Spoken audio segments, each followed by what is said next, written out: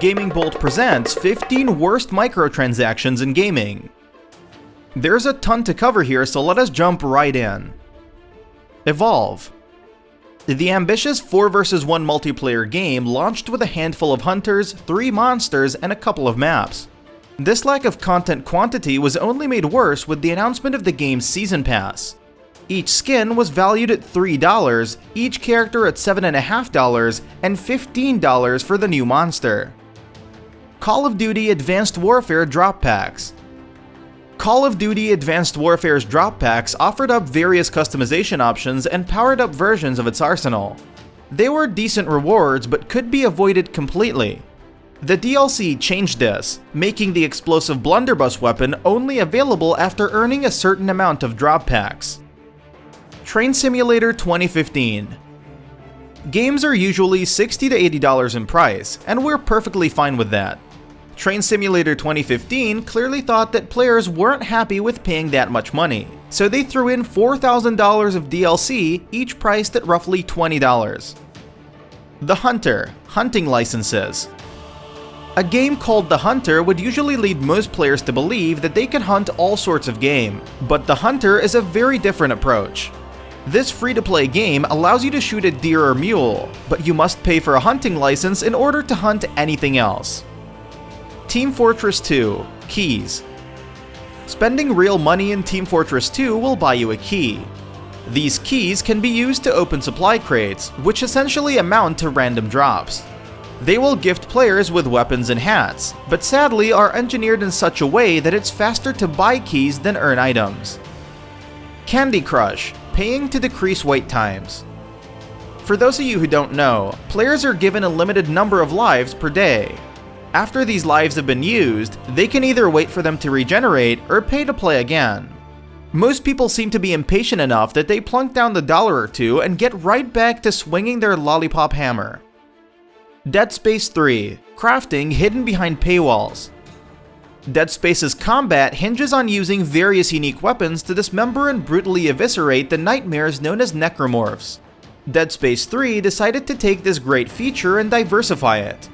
The only problem was that most of the resources were locked behind microtransactions. Not only was it very difficult to actually gather resources, it wasn't necessary to buy them to complete the game. Mortal Kombat X, Crypt Tokens.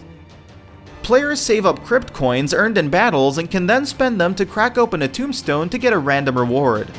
While time-consuming, it could be much worse, but the developers included an option to buy every item from the crypt. This ruins the game progression, giving combatants no reason to continue playing unless they want to jump in for a bout or two. Assassin's Creed Unity, Time Savers. Recent Assassin's Creed games have focused more on character customization and upgrading armor and weapons.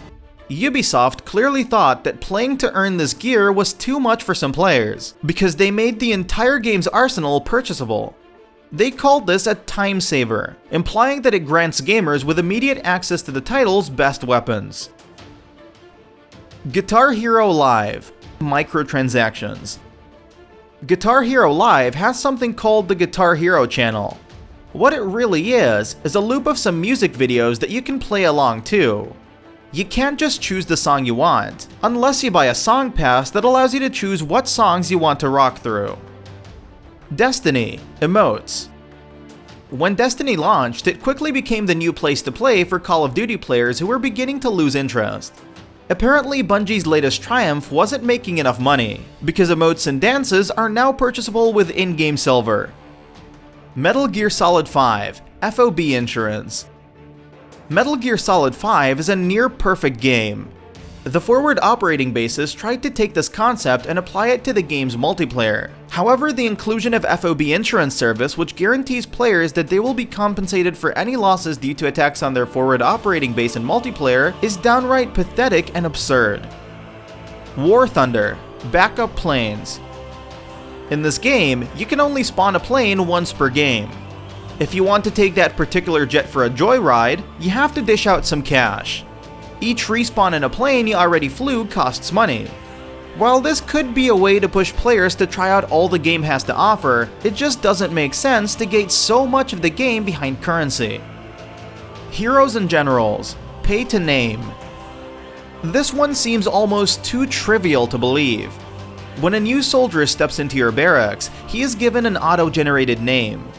What if you want to change it? Well, that will cost you. It seems almost petty to charge for something like this, to take away some of the freedom that players expect in a game. World of Tanks. If you ever felt an innate desire to camouflage your tank in World of Tanks, then you better save up. All of the cosmetic details and options in the online tank battler costs real money. These kinds of things are never necessary to enjoying the game, but customization is always a nice option to have. What isn't nice, however, is when paint jobs come at a price. And if you like what we're doing, go ahead and click that subscribe button. See you soon.